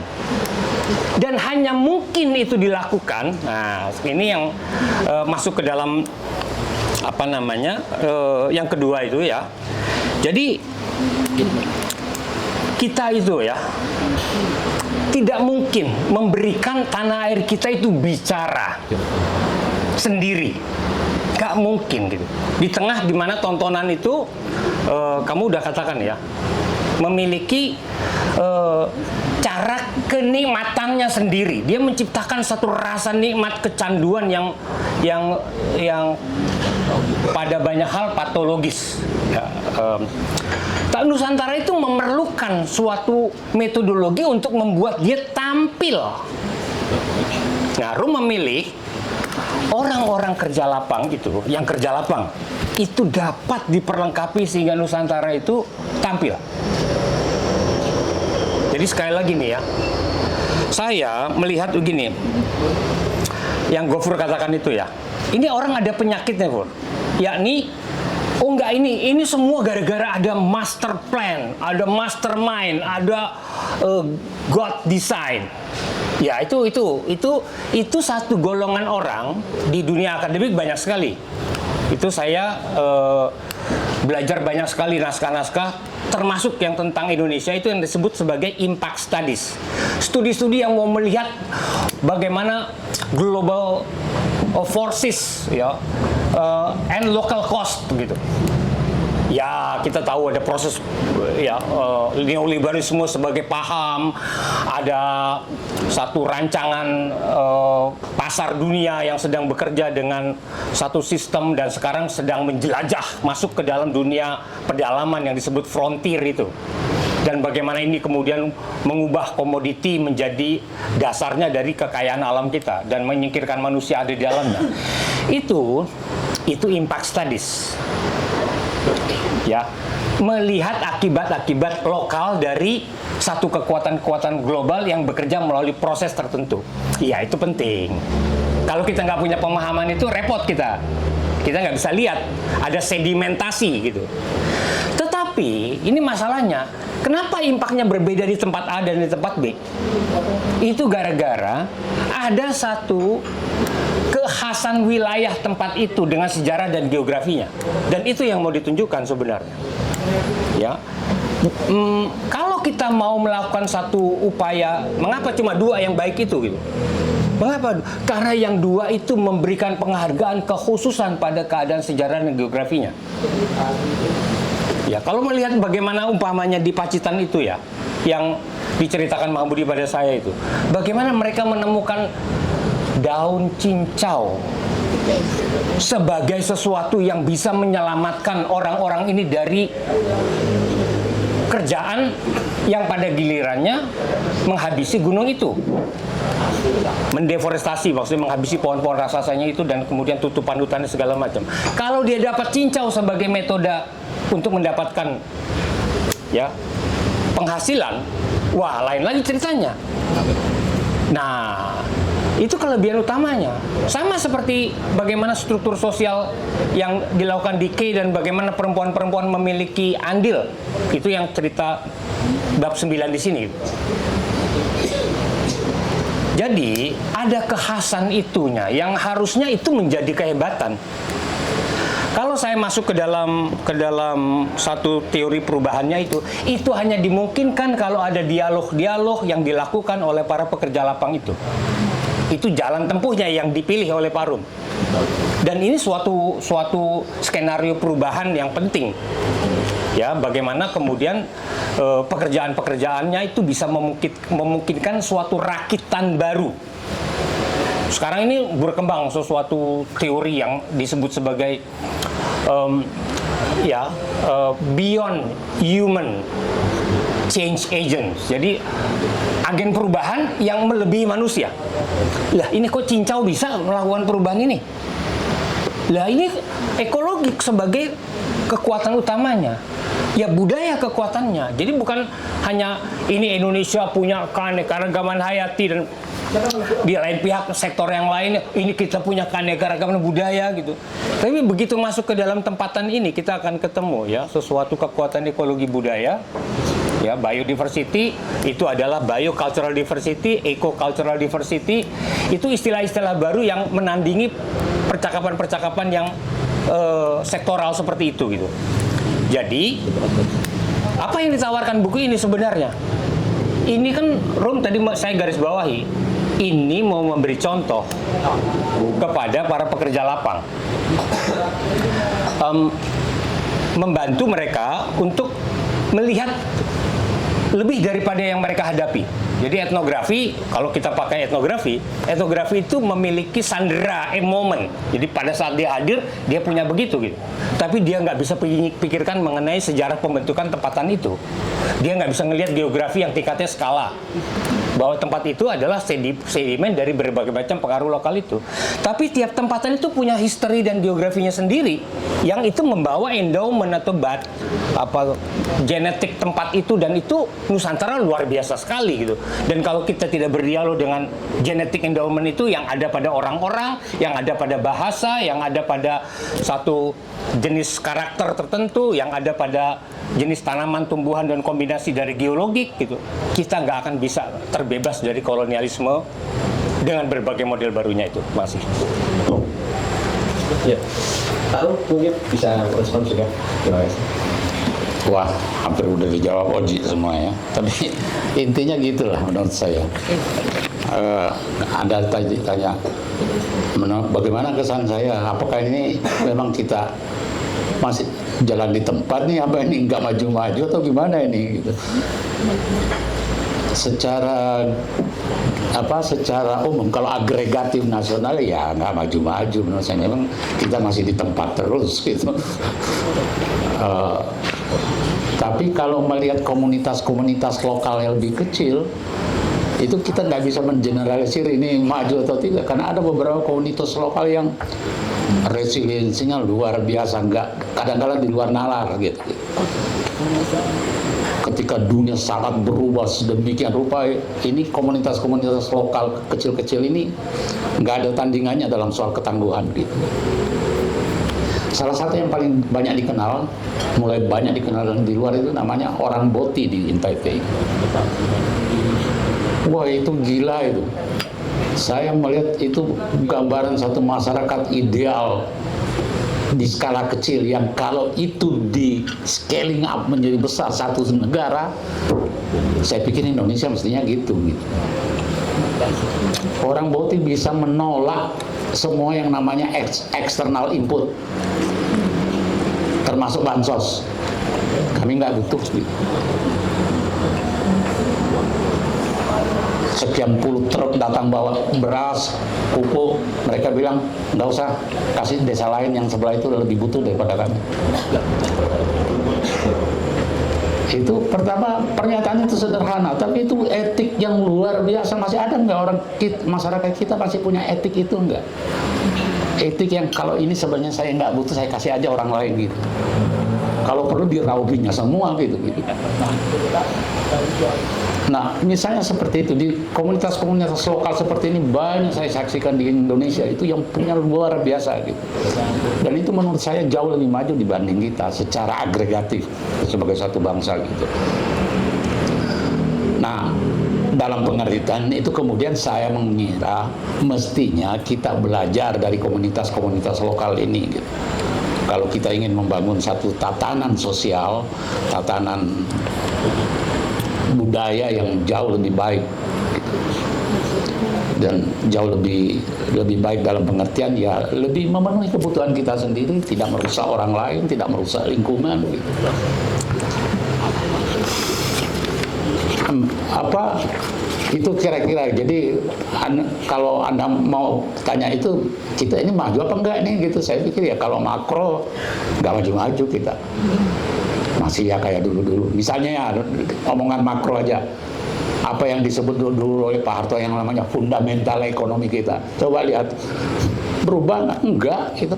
Utang kita masih tetap banyak, APBN sekarang mulai defisit, kita masih tergantung, pemasukan terbesar masih tergantung pada pajak. Itu fundamental ekonomi yang lemah sekali itu, gitu. Nah, tetapi kalau kita mau melihat komunitas-komunitas lokal mikro itu banyak sekali yang jauh lebih baik, gitu. Nah, di mana itu perbedaannya? Itu yang perlu kita kaji menurut saya, gitu. Mengapa misalnya mereka bisa begitu, sementara sebagai bangsa dalam skala yang lebih besar kok nggak bisa, gitu. Nah, saya dengan Pak Mahmudi dan Pak Toto itu sering menyebut kami guru sekolah rakyat. Jadi ngajar orang-orang di kampung itu coba untuk berpikir menumbuhkan martabat mereka, bahwa mereka bermartabat sebagai manusia itu kalau mampu mengatakan kami bisa dan kami tidak perlu yang lain-lain. Dan itu banyak contohnya, gitu. Beberapa waktu yang lalu ada serombongan teman-teman muda dari Sulawesi Barat mendatangi kantor saya di Pakem. Ada Udin, dengan Udin saya terima mereka, gitu. Itu kami diskusi panjang lebar, terus waktu istirahat ada yang nanya gini, mengapa Sulawesi Barat sekarang ini, kalau Anda lihat ya, baik statistik maupun non statistik, baik yang kualitatif maupun kuantitatif, itu jauh lebih maju sekarang dibanding provinsi lain di Sulawesi, termasuk provinsi induknya Sulawesi Selatan itu. Mulai jauh lebih maju dalam pengertian jauh lebih bermartabat lah. Itu saya bilang ya, Anda punya sejarah budaya yang panjang, tradisi yang panjang yang jauh lebih baik dibanding mayoritas Bugis Makassar yang menguasai Sulawesi. Saya orang Bugis. Saya tidak sungkan-sungkan bilang orang Bugis lebih feodal daripada orang Jawa, gitu. Benar, banyak buktinya, gitu. Nah, kenapa gitu? Karena masyarakat Mandar yang mayoritas di Sulawesi Barat itu memang masyarakat yang struktur sosialnya itu sangat egaliter, jauh lebih egaliter daripada orang Bugis dan Makassar, gitu. Saya tidak heran orang-orang kayak Baharudin Lopa lahir dari sana, gitu. Saya pelajari sejarah-sejarah naskah-naskah kuno mereka, manuskrip kuno mereka. Saya masih bisa membaca huruf Lautar. Itu luar biasa menurut saya. Dan itu terbukti beberapa waktu kemudian yang lalu Harian Kompas memuat tulisannya Melani Budianta tentang lontar duri, gitu. Wah, itu saya SMP membaca lontar itu, gitu. Dalam aksara aslinya, gitu. Dan nah, sekarang baru sekarang saya tahu, oh itu sudah diterjemahkan tuh, gitu. Karena tulisan Melani di Kompas itu, gitu. Nah, itu ada banyak yang seperti itu, gitu, di lokal-lokal ya, gitu. Sehingga saya dengan teman-teman sering berpikir kayaknya lebih baik kita memang menguatkan komunitas-komunitas lokal ini dengan martabatnya sendiri, gitu, dibanding berpikir tentang mengubah negara ini. Negara ini terlalu ruwet, gitu.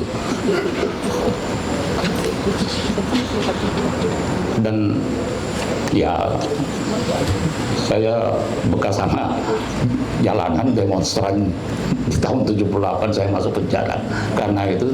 Dan sekarang kira apa yang saya hasilkan dari situ, negara ini kok begini-begini aja. Kira-kira gitu sebetulnya secara garis besar, gitu. Terima kasih. Terima kasih teman-teman, ini yang berkumpul di sini orang-orang hebat. Saya mau sejenak merefleksikan ya. Sewaktu saya pertama kali belajar dan tahu apa itu etnografi, yaitu waktu saya mau masuk ke INSIS. Pertama, ilmu ini adalah ilmu yang sangat sulit. Saya itu diterangkan 2 hari nggak paham apa itu etnografi. Ya. Walaupun kemudian kelak saya belajar sendiri maupun ikut berbagai workshop tentang etnografi, saya sampai sekarang masih menyatakan bahwa ini ilmu susah. Itu mengingatkan waktu saya SMA dipaksa belajar kalkulus. Saya nggak tahu apa gunanya ilmu ini, rumitnya luar biasa, dan saya nggak paham-paham. Walaupun kemudian pada prakteknya ini semoga berguna ya, karena gini, saya potong sedikit omongan saya sendiri. Kemarin Bang Oji ngasih foto, saya diminta datang ke INSIS. Lagi ngapain Bang? Nyusun kurikulum etnografi. Wah, berat banget itu.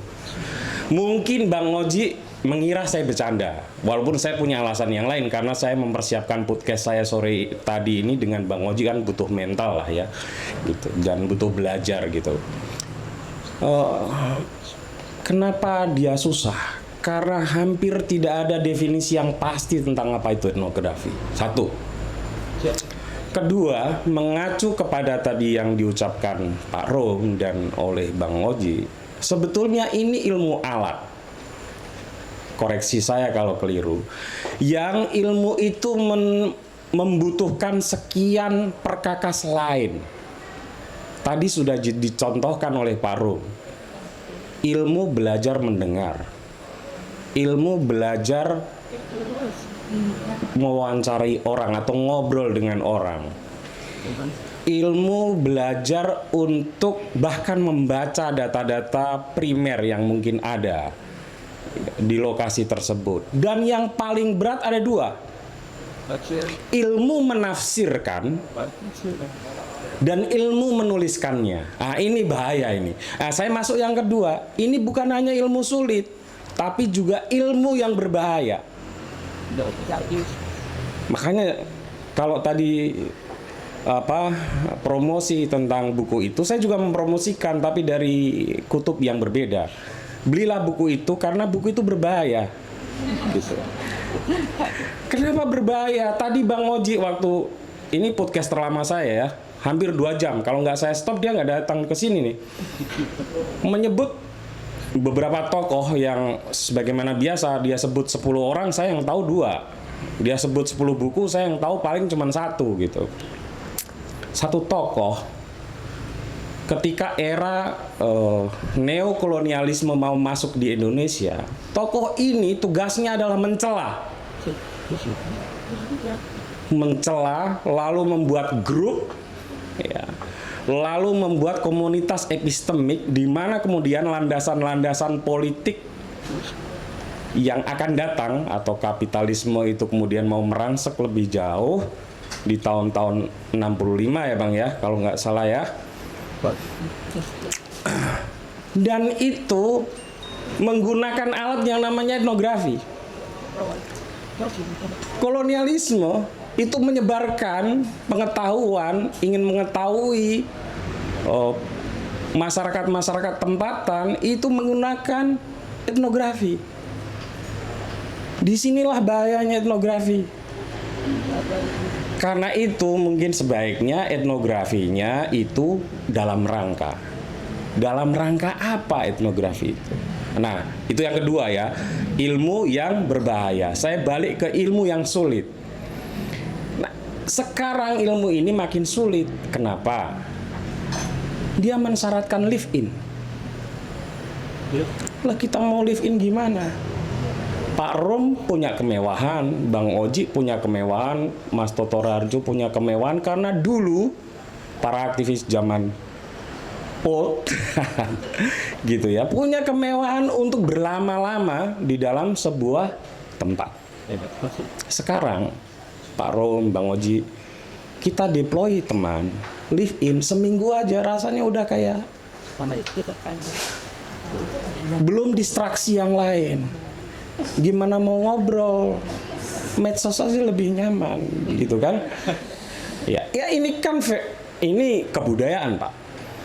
Yang mau nggak mau kalau INSIS mau menyusun kurikulum baru, seluruh variabel itu kan mesti dipertimbangkan. Jadi saya kira itu ya. Saya nggak tahu apakah komentar ini penting atau tidak, tapi saya dua itu. Ini ilmu yang sulit, untuk tidak mengatakan rumit. Dan dua, ilmu ini bahaya kalau tidak tahu dalam rangkanya. Terima kasih. Makasih Bu Wahya undangannya ke sini jadi banyak ilmu. Nama saya Dwi, saya dari Pakem sini aja. Saya petani Pak Rum, dan sambilan saya itu dagang, dan dagang saya memberikan saya penawahan untuk keliling-keliling ke banyak komunitas di Indonesia.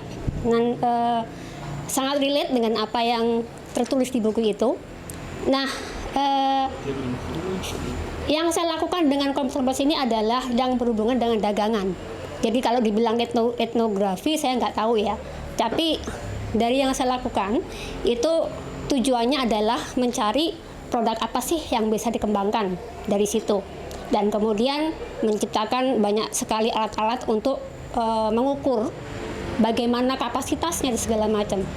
Nah, di sisi lain yang aku lihat dari komunitas ini itu adalah banyaknya gangguan-gangguan ketika kita melakukan bisnis yang ethical gitu. Nah, gangguan-gangguan ini banyak sekali Pak, termasuk juga dari NGO-NGO yang datang, yang niatnya baik sih, cuman kemudian mengganggu.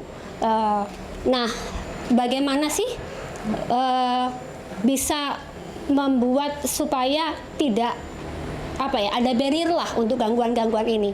Nah, seringkali masyarakat itu, kami sebagai orang dari bisnis ya Pak, nggak paham tentang hal-hal seperti, tapi merasakan gangguan-gangguan ini, termasuk pemerintah juga mengganggu gitu dengan bantuan-bantuan yang merepotkan itu. Nah, ini yang kemudian menjadi kendala di kami. Tapi kami nggak punya skillnya untuk membuat masyarakat tuh paham. Jangan gampang tergoda dong gitu. Contohnya di Pesawaran di Lampung tuh ada satu komunitas yang sudah mandiri sebetulnya.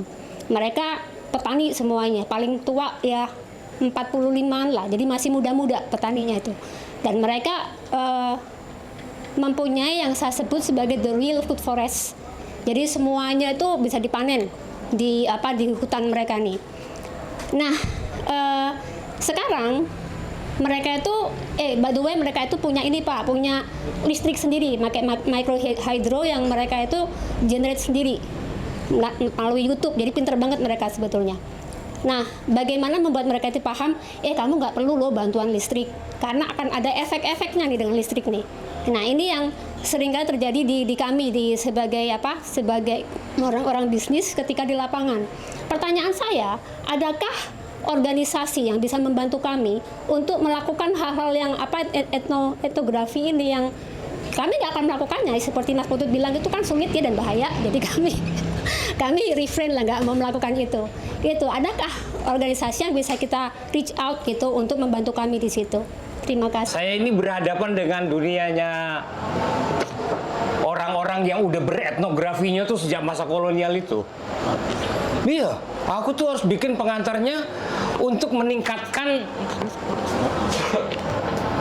tulisan-tulisannya Pak Rum dan Mahmudi ini tuh berhadapan dengan belantara pertarungan paradigma,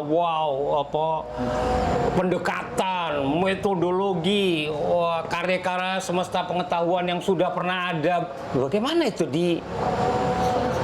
saya ini masalah diterbitkan dan akan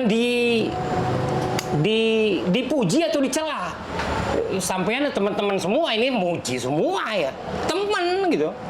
Loh, iya. Ini kan saya ini diterbitkan dan insisan menghadapi satu yaitu tadi sudah dijelaskan ya. Saya harus mengambil waktu yang banyak dan membuat satu pertanggungjawaban bahwa ini itu bermutu. Ya, saya menghargai betul apa kerjaannya Pak Rum dan Pak Mahmudi itu, dan saya harus membukakan jalan buat mereka berhadapan dengan macam-macam orang itu. Dan saya sedang menunggu sebenarnya. Yang meresensi buku ini saya menunggu Profesor Baikuni gitu umpamanya. Atau iya orang-orang yang antropolog ini. Ini kan ya sopo Pak Rum, sopo itu? Antropolog mana itu dia? Lah, habis itu kalau udah dicari kredensial akademik gitu ya. Ya, dan saya harus melakukannya. Ini tadi ya, Gofur. Woi. Itu Pur, ya. Ini saya tahu bahwa ini pertarungan di dalam dunia yang lain ketika masuk penerbitan. Kalau dia masih dalam training saja, ya saya melakukan seperti yang nggak perlu kita bikin begini-begini rumit ya. Ini rumit. Orang kalau membaca pengantar saya, itu mungkin dia harus orang ini bacaannya banyak gitu. Orang ini rujukannya begini. Ya itu namanya kita berhadapan sama otoritas itu. Oh, orang ini mengikuti ini. Orang yang bagian sih belum saya tahu gitu. Jadi itu satu pertanggungjawaban itu ya. Yang kedua, begini Putut. Ini memang sesuatu yang antara perjalanan satu orang-orang yang telah berkaliber. Jadi kalau dua orang ini ya, ini kan ekspresi perjalanan orang yang berkaliber. Kalau dikatanya Pak Rum tadi pagi, ini tuh sebenarnya side effect ini. Hasil samping ini. Lu hasil samping kok begini ya? Kata siapa sampean bilang yang terakhir, ini contoh ya pornografi. Ya ini itu hasil samping. Dan ketahuilah ya, banyak etnografi hebat itu dan yang terkenal itu memang gara-gara hasil samping. Itu di dalam metodologi namanya serendipitas. Maunya dapat apa, keluarnya yang hasil samping itu yang jauh lebih terkenal dan masyhur. Itu di dunia akademik banyak yang cerita tentang etnografi seperti itu ya. Jadi salah satu yang membuat saya mau meningkatkan mutunya ini gara-gara hasil samping itu. Tapi ini yang bermutu, ya. Itu Gofur ini icip-icip tuh. Ya itu bukan naskahnya icip-icip, tapi kan saya membuat satu paragraf untuk satu bab gitu kan. Itu maksudnya icip-icip buat calon pembaca supaya dia tergoda untuk baca gitu. Apalagi bagian bab ini dimuat sama Insis Press di website gitu. Ya kok ya Insis Press nggak dibeli ya opo Insis Press mati lah Insis Press kok nggak dibeli. Ya saya sebagai komisarisnya ya mati lah gitu kan. Saya kan harus mempromosikan ya taruh icip-icip itu loh maksudnya. Ini sulit ya. Ya begini, saya punya teman-teman yang karena ini adalah Pak Rum dan Mahmudi, masa tampak jadi sulit. Karena itu dikasih pengantar saya begini jadi sulit.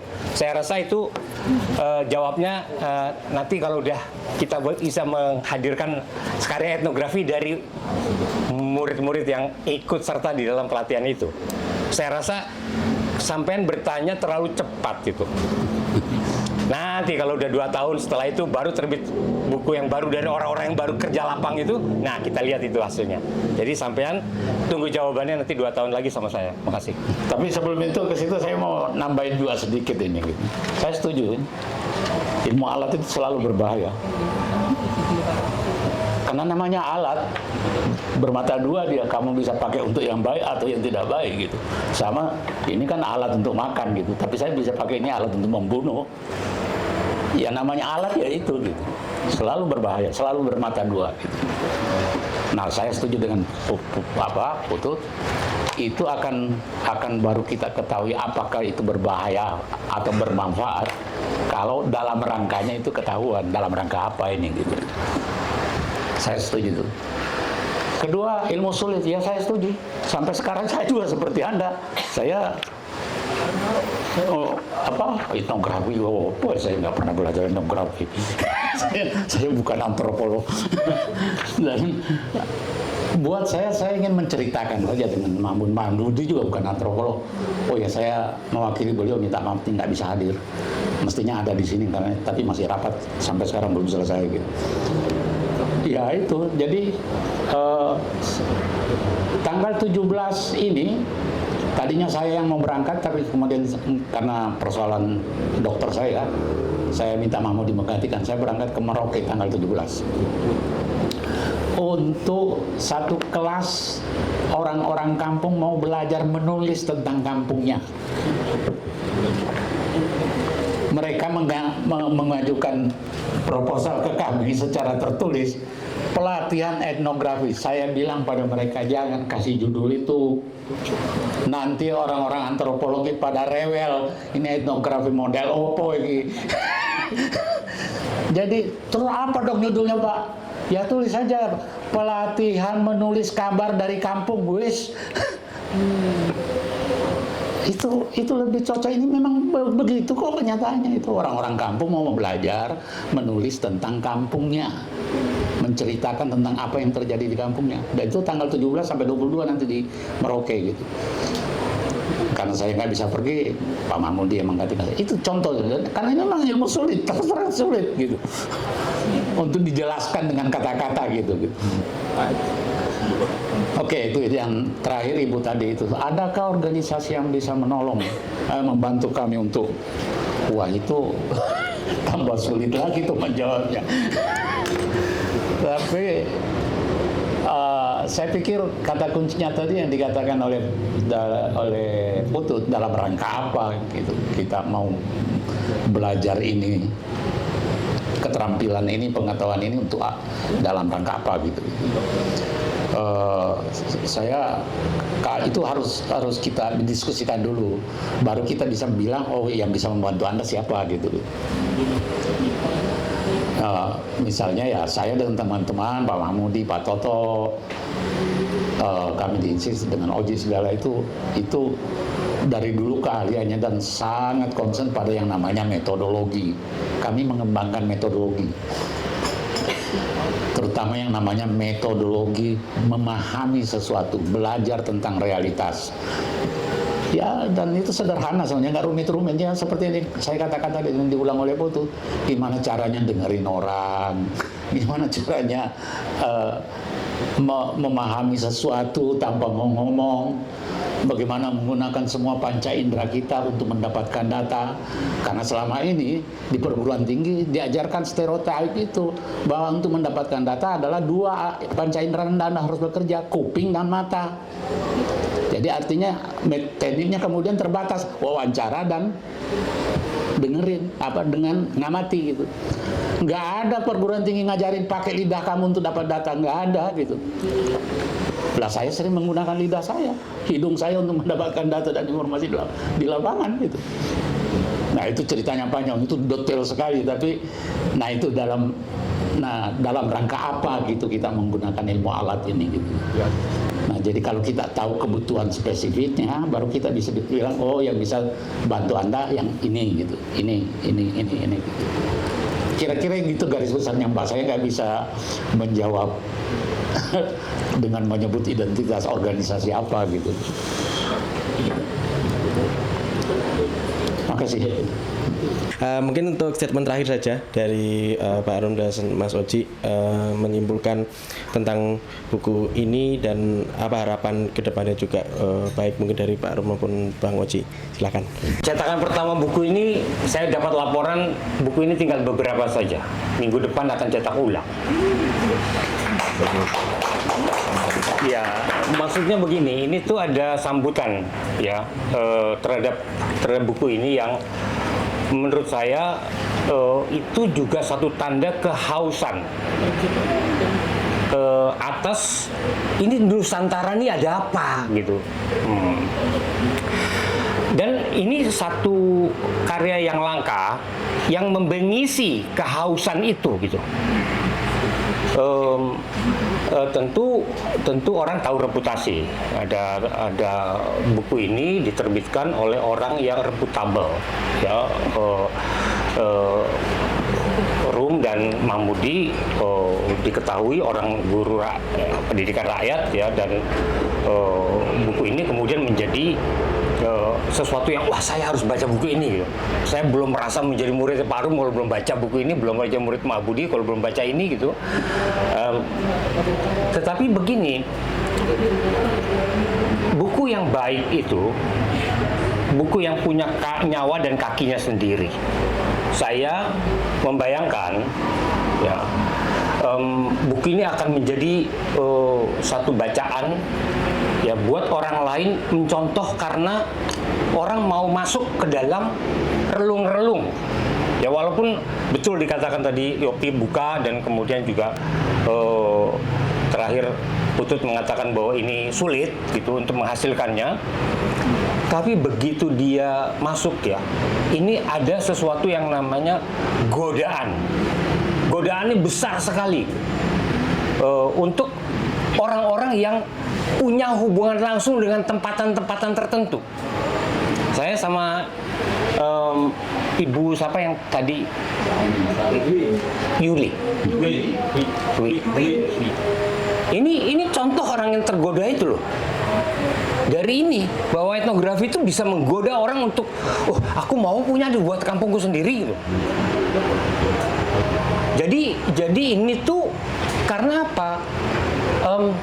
Begini, ini udah saya barusan menerima satu proposal dari satu masyarakat adat di dekat Kapuas, di Kabupaten Kapuas Hulu ya, untuk menuliskan etnografi kampungnya gitu. Dan dia menuliskan satu permintaan dengan satu pernyataan tujuan. Saya pengen supaya ada ya, betul seperti yang Pak Rum katakan itu, menuliskan sendiri apa yang terjadi di kampung ini sehingga demikian rupa untuk bisa menjadi modal buat meneruskan ke generasi selanjutnya gitu. Lah ini kan kata Putut itu betul sekali ya.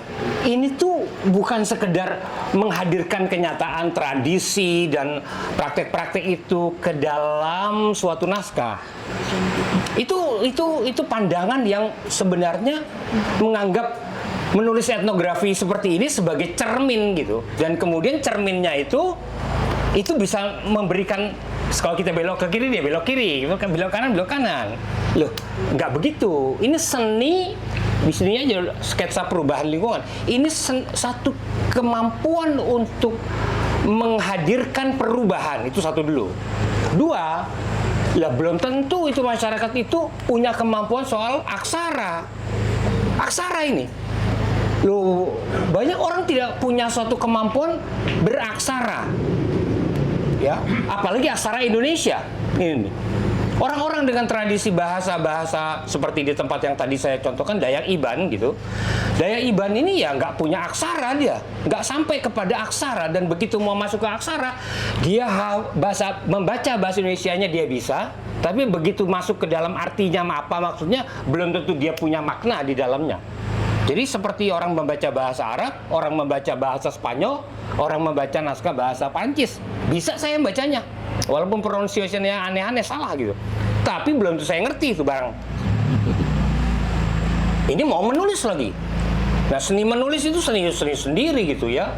Dan ini memerlukan satu kesadaran mengenai jenis ini tuh aksara itu sesuatu yang diperkenalkan. Dulu namanya bukan Latin itu.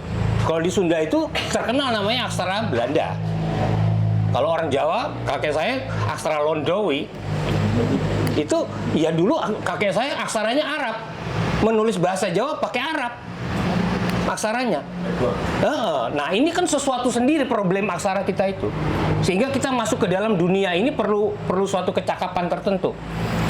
Mengapa mediumnya tidak medium yang saya sering bicarakan, garis? Dari garis menjadi bentuk ditambah, kemudian menjadi suatu gambar. Apalagi kalau dikombinasi dengan warna. Mengapa kecakapan sekolah kita nggak dikembangkan garis menjadi warna demikian rupa? Dan nanti kalau dikombinasi, itu kan perwakilan dari banyak orang lebih mampu untuk menghadirkan sejarah pakai sketsa gitu. Wow, itu satu medium sendiri yang memang di sini dipilih mediumnya aksara dengan foto-foto, dengan peta-peta gitu. Ya, yang itu memang punya kecakapan sendiri, makanya jadi lebih sulit. Ya, itu tadi saya mau menjelaskan itu yang kamu katakan ilmu. Ini adalah ilmu tafsir, ya. Ini itu ilmunya ilmu menulis. Dan kemudian tentu pada giliran ilmu cetak mencetak. Iya, terima kasih kalau buku ini menjadi perhatian gitu. Karena ya terus terang tadinya konsumsinya untuk bahan pelajaran di kelas-kelas pelatihan, tapi sekarang menjadi konsumsi umum. Ya sudah, seperti saya ingat kata-kata Putu, kalau sudah buku diterbitkan untuk umum, itu bukan milik penulisnya lagi, sudah milik pembaca, ya silakan. Orang mau menginterpretasikan apa, memahami apa, itu urusan pembaca, sudah bukan urusan penulisnya gitu. Tapi saya sekali lagi berterima kasih, itu ada beberapa forum sudah terjadi untuk membahas buku ini dengan di tempat yang berbeda-beda, dan semua saya pikir saya punya kesan itu, kenapa kok orang tiba-tiba tertarik membaca cerita-cerita ringan dari kampung-kampung pelosok ini gitu. Itu yang mulai mengganggu pikiran saya sekarang gitu. Ini ada sesuatu yang hilang ini selama ini di kita ini nampaknya gitu. Dan ya mudah-mudahan dalam waktu dekat saya coba cari di mana itu, apa jawabannya itu gitu, dengan teman-teman saya, karena sampai sekarang ya nggak berhenti lah, masih jalan terus kemana-mana gitu. Makasih. Berakhir sudah acara berisi buku pada hari ini. Saya Andika Yopi mengucapkan terima kasih sekali lagi kepada Pak Rum, Bang Oji, Pak Toto, dan juga Bapak Ibu semuanya yang sudah berkenan hadir pada sore hari ini. Jika ada hal yang kurang berkenan selama kami menjamu Bapak Ibu sekalian, rekan-rekan sekalian, kami mohon maaf. Mudah-mudahan di kesempatan berikutnya kita bisa bersuara lagi. Monggo kalau masih ingin menikmati suasana sore hari di Mezaninnya Jogja di kilometer 16, silahkan. Jika ingin sholat, ada musola di belakang. Selebihnya kami aturkan terima kasih. Selamat kembali beraktivitas. Selamat sore. Assalamualaikum warahmatullahi wabarakatuh.